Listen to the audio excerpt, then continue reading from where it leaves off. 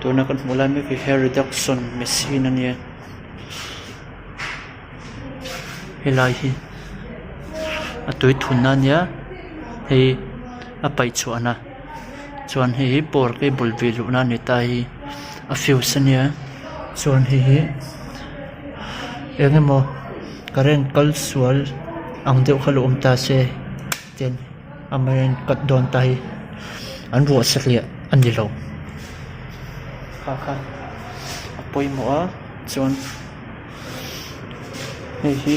a fan a khol satur ve lo chem dai tu ne chuan hemi a chhunga hian tui alu ta heta ten ai thun zum ta chuan hei a circuit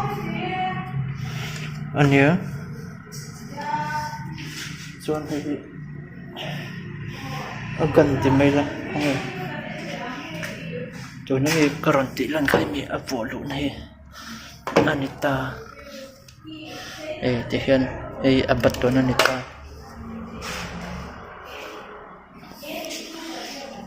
ei a sensor nita sensor a chiat awang khan heta hian tui kha lik ang khanom ta kha kan thlak tur ber chu ni ta hi hemi hi mo hi achia hei ka thlak don ani ta hian hemi pipe hi hemi pipe hi akalanga ta hian alu don tain ka vo lu tanga chuan hemi kan hmu thei mo hemi hi tain a hmorain ka vo ve lenga hei atuya apam tu kha ania heta hei hemi hian eta tanga pipe kal chu kha bucket mo tang khan bucket am khan tui khan da ta tan pipe an buata ta hian hei water inlet an tia hian pipe kha kan vuata a khol on khan hei virta hei hian tui kha hi pin heta tang hian heta hian a vo lut te kati a pam lut ta chuan heng ho in ting na thui a ka hre che lawa a chun chu hetiang kholi ka poi khat thoina tur nei vain a chin chang ka hre tam lutuk lawa hi hetami a chung mi kho jong tin mai la current lu khom na khan ni ta chuan heta tang hian heten connection help me circuit ta hin por kha en pe chhong ve le ta chuan hei somi hei heta hian an vota a pum lai lakina vo pum huna kalau la thale ba nga a chan chu ti ra han nei tu te kha anum ve box sia kha tenga video han lak kwal kha anuam lo deuh hakatia chuwan chuan tian thon dar sain kalau latamai nei tu tem lo nuwa hei a lupura khan ti mela ain vota hei ta hian tu na mi nang lo kha ta hian ain vo chuan hemi le hei ain thun jong ta hei emergency stop ania hi chabi mang ta on off nan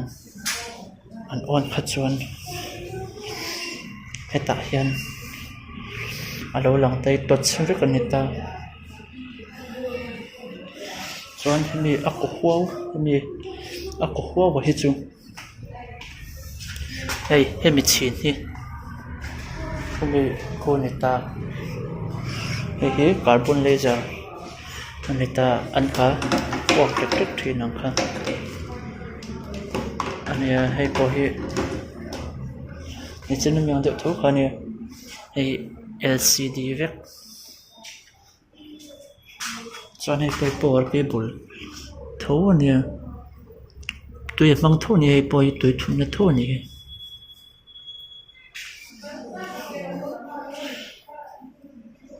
chuan hei lamain hei khawl chi hrang hrang a awm bawk a tah hian muin hmai in kar pawk tek tek zel mai ni hei heng te eng e ang ka hre ve chiah lo a thirtu te zinga khan hria inawm ani chuan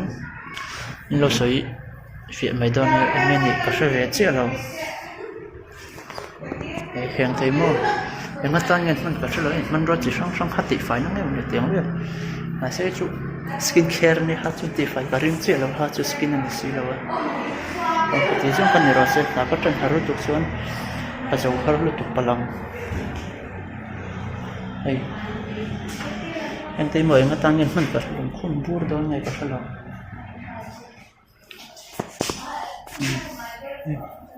Dr. Shodesky Skinovation nia veng lai lung lai a anama Airtel office chunga kan dor an nei ni in lo pan ve tho don en thiam te mai ni o khati chong khan ni ro se na kan tan do na